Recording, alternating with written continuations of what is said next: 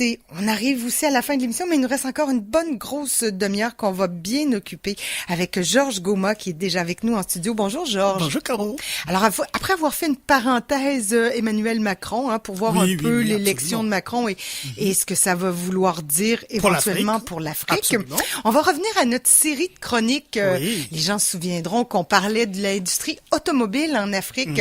On a parlé du Maroc et là on va faire un petit tour du côté du Ghana qui est une autre fleuron de l'industrie automobile. Tout à fait. Mais pour rappeler toujours à nos éditeurs, les enjeux de cette industrie automobile en Afrique, c'est pas fréquent d'entendre parler qu'en Afrique on fabrique des voitures. Non, c'est ça, c'est la face cachée mais positive. Positive, absolument positive. Donc l'Afrique n'est pas faite que pour des événements douloureux, mais l'Afrique, il y a de la création. Il y a des gens qui travaillent en Afrique.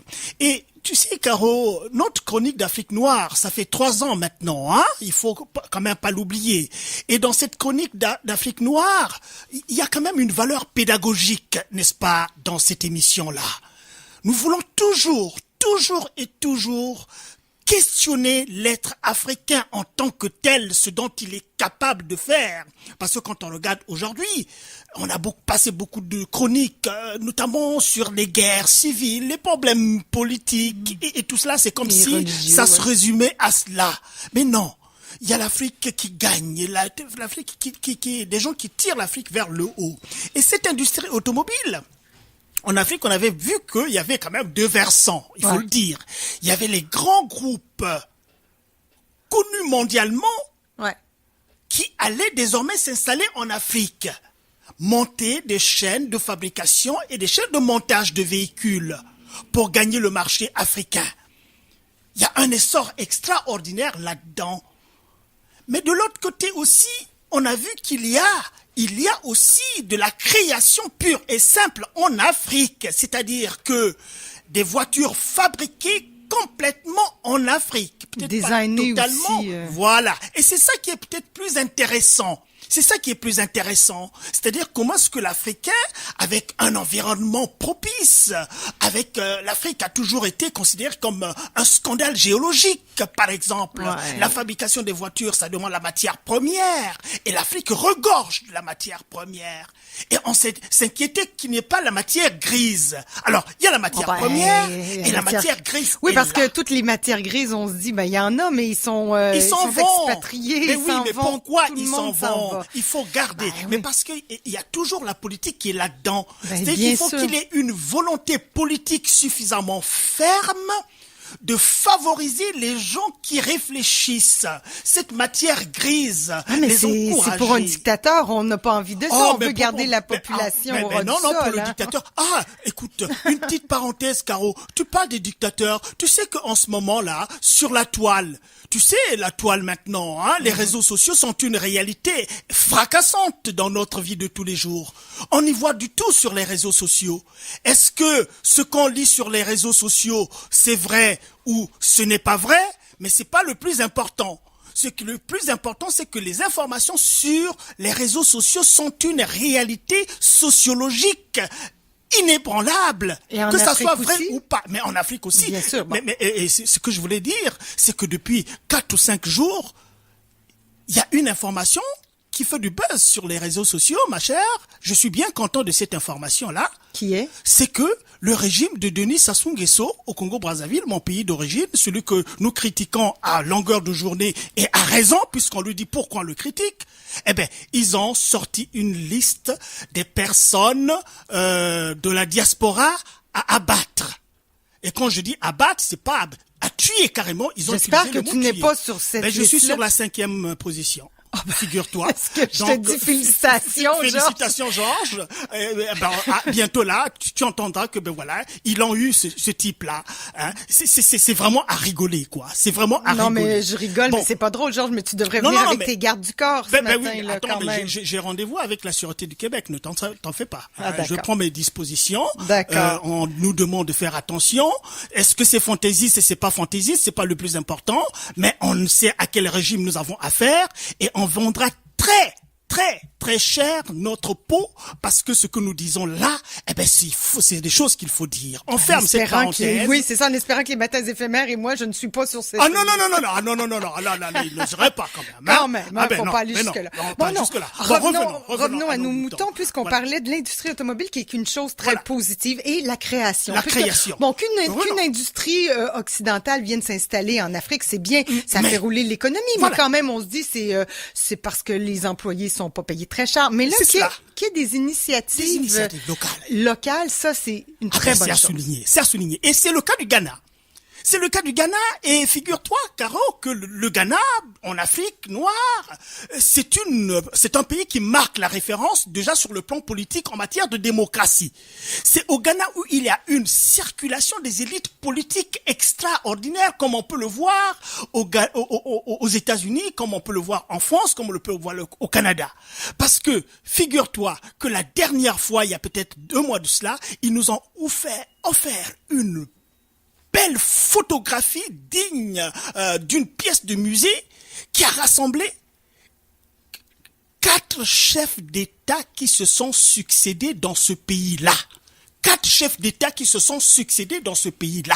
Alors c'était formidable parce que ailleurs, au Congo par exemple, un ancien chef d'État, c'est un chef d'État mort, c'est un chef d'État en exil, ou c'est un chef d'État emprisonné. Il n'y a jamais eu coexistence entre 2 chefs d'État, un ancien et puis un nouveau. C'est vrai, quand on pense à ça, de voir 4 chefs d'État, c'est donc dire qu'il y a une démocratie qui roule. Il y a une démocratie qui donne, n'est-ce pas, la voie libre à l'expression, à la création dont nous parlons. Et tu sais très bien que l'industrie automobile ghanéenne, il y a une personne. Non, mais je connais rien de l'industrie automobile ghanéenne. Mais oui, mais on en parle. Mais alors, c'est ça. C'est-à-dire que il y a un monsieur qui est d'une culture encyclopédique. Et le monsieur s'appelle monsieur Kwadio Safo Katanka. La marque de la voiture, c'est Katanka. Et c'est tout à fait naturel que le créateur donne à la voiture son nom. C'est un monsieur qui est né en 1948 et qui est d'une culture extraordinaire. Il est d'abord pasteur. Il est docteur dans les sciences dures, il est ingénieur et il est aussi philanthrope, un philanthropiste. Et alors, quand tu vois les images des chaînes de montage, la valeur ajoutée avec ce monsieur-là, c'est que la fabrication de ces voitures, ça s'incarne dans un environnement populaire. Ce qui veut dire que, quand tu vois dans ces usines, c'est des jeunes gens qu'il prend, des jeunes gens ordinaires, qui viennent fabriquer les voitures de manière presque artisanale. C'est ce qu'on s'imagine, là. Voilà. Oui, en tout cas. C'est-à-dire qu'une voiture, il y a 2 choses qui sont essentielles. Il y a le moteur, quand même, et le châssis. La colonne vertébrale, là. Et ces choses-là, dans d'autres pays, ce sont des choses importées. Ils importent et le moteur fabriqué ailleurs et le châssis fabriqué ailleurs et l'habillage, l'habitacle. Mais ça se fait au Ghana. Avec les jeunes, avec un marteau, avec un chalumeau, avec l'équerre, avec tout cela, on te de dessiner et puis de construire ce châssis-là sur place et de monter des moteurs sur place. Je crois que c'est ça la chose la plus essentielle. Je rappelle la dimension pédagogique de cette émission pour faire comprendre c'est pas les dimensions esthétiques ou instrumentales de la chose. Ah, la belle voiture. Oh, ça sert à ceci. Mais rentrons dans la science même de la chose et c'est ça qui est important et c'est ça qui fait élever, n'est-ce pas, les gens qui forcent la respectabilité de ces gens-là. Donc, ce monsieur Kwadio, évidemment, il a impliqué sa famille. Il y a son fils qui est devenu le CIO de l'entreprise et il fabrique des voitures alors d'une... Vas-y, Caro. Non, vas-y, je te laisse parler de la voiture pour après parler du marché. J'ai des questions concernant qui peut acheter cette voiture-là au Ghana. Le marché, c'est-à-dire que, et la diversité aussi. J'ai quelques images ici. La diversité des voitures qu'il fabrique. Il en fait des 4x4, il en fait des berlines, il en fait des pick-up. Et ce sont ces pick-up qui ravitaillent la police ghanéenne entièrement. Et quand tu vois la voiture, je dis, c'est pas possible, c'est pas fabriqué au Ghana. Mais oui, c'est fabriqué au Ghana. Oui, puis en plus, je sais pas la réalité géographique du Ghana, mais on suppose que quand même c'est montagneux, qu'il y a toutes sortes de routes. Alors un pick-up, c'est pas. Non, mais le Ghana, quand déjà avec une démocratie. Des belles autoroutes. Déjà avec une démocratie bien affirmée, mais tu sais que c'est la démocratie qui est à l'origine. Toujours les routes un peu sablonneuses. Non, mais pas le Ghana. Pas le Ghana alors, tu sais que non. Mais c'est vrai, genre, Caro, avec toute cette démocratie.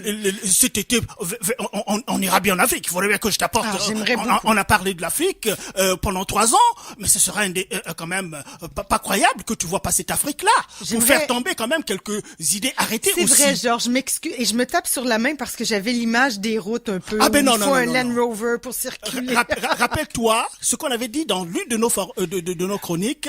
Il faut, le voyage permet de rapprocher ce qui est lointain et d'éloigner ce qui nous est proche. Ouais. Ce qui nous est proche, ce sont nos stéréotypes, nos idées. Il faut les éloigner et rapprocher en allant directement là-bas pour voir, toucher de ses propres doigts cette réalité et après s'en faire. Alors donc au Ghana, au Ghana, il faut y aller. Sur des belles autoroutes. Absolument.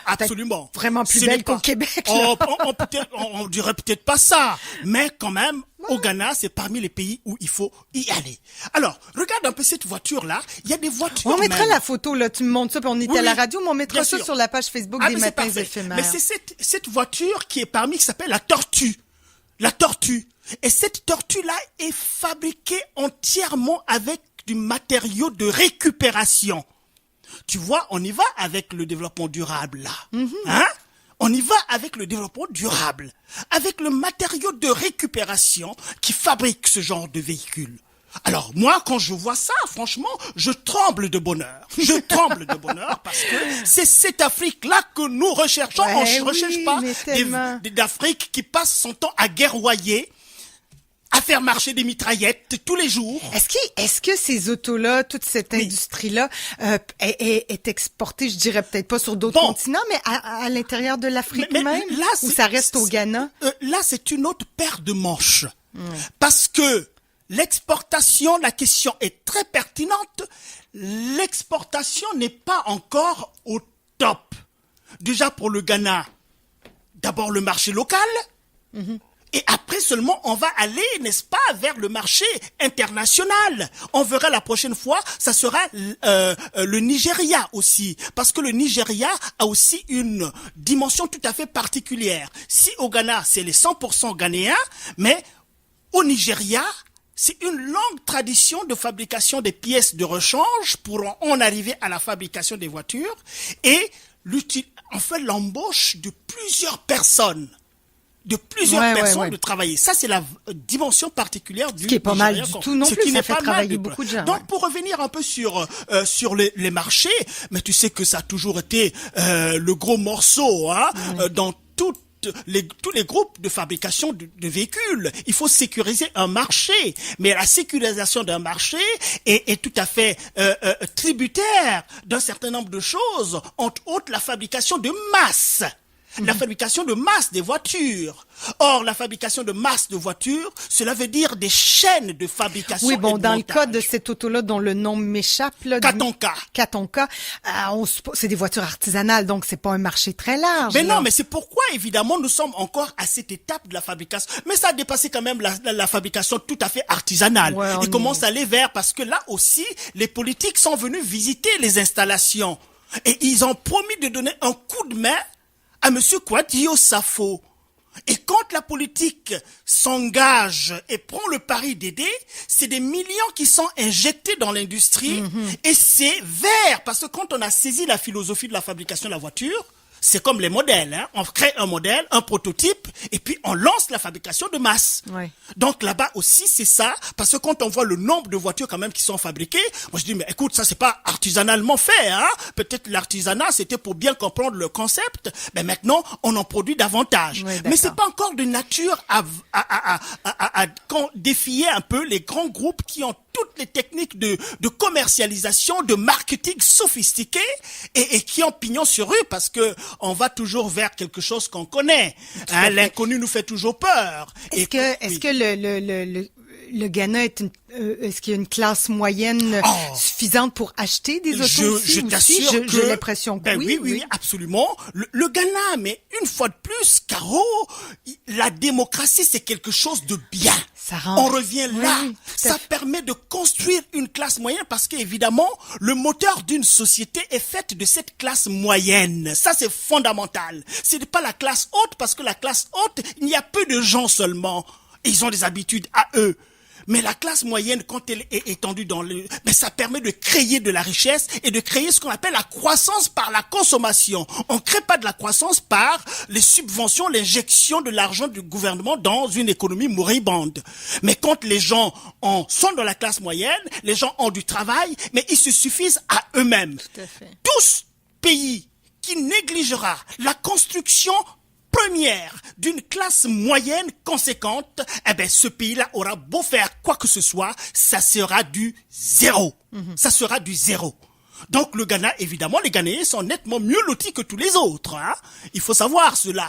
Et historiquement parlant, nous avons vu la colonisation française et la colonisation anglaise aussi. Donc le Ghana qui est issue d'une colonie anglaise. Ben oui, on l'a bien vu, puis tu nous l'avais expliqué en début, que les colonies anglaises s'en tirent grosso modo un peu mieux que les colonies. Grosso modo, pourquoi il faut donner cette information pour que nous voulons faire comprendre des choses aux gens. La colonie française était basée sur ce qu'on appelle l'assimilation. C'est-à-dire que quand les Français arrivent en Afrique, ils veulent passer une éponge sur votre cerveau, votre esprit, que laissez vos coutumes, laissez vos religions, ça c'est les mauvaises religions, enlevez vos langues, prenez les miennes parce que nous sommes tous des Gaulois. Nos ancêtres sont des Gaulois. Ouais. Et j'avais dit, tu avais rigolé que moi, tout noir que je suis, mon ancêtre c'est un Gaulois aussi. Tu vois? Alors que les Anglais c'était tout à fait autre chose qui était passé par le protectorat. Dans le principe du protectorat, il y a la notion de la protection. C'est-à-dire que les Anglais sont venus, ont laissé les Africains organiser leur pouvoir au niveau local. Les chefs traditionnels, c'est pourquoi quand tu vas dans ces pays-là, les chefs traditionnels sont très puissants. Ils sont toujours dans leur tenue traditionnelle et ainsi de suite. Alors ça c'est moins de séquelles. Voilà. Alors pourquoi pour toutes ces bonnes raisons, le Ghana essaie de s'en tirer nettement mieux et c'est pas terminé. Ils sont sur c'est comme en fait, on veut dire c'est une rampe de lancement. On est sur l'image d'une rampe de lancement du développement. Ah oui. Parce que dans les pays... Qui servira au développement de d'autres entreprises? De d'autres, mais parce que l'entreprise... ça va essaimer, quoi. C'est-à-dire que si les gens sont conscients, le modèle... L'exemple a une vertu incroyable. Regardez l'autre, comment il fait, comment il s'en sort. Et si les gens sont conscients, si les gens ne sont pas irresponsables comme on connaît ailleurs, suivez mon regard, ma foi, ils s'en sortent bien. Ouais. On ne sait pas toutes les choses. On sait des choses quand on vous le dit ou quand on s'inspire de quelque chose d'à côté. Et c'est cette Afrique-là que nous voulons. Et nous crierons haut et fort pour que cette Afrique soit complète. Hurrah!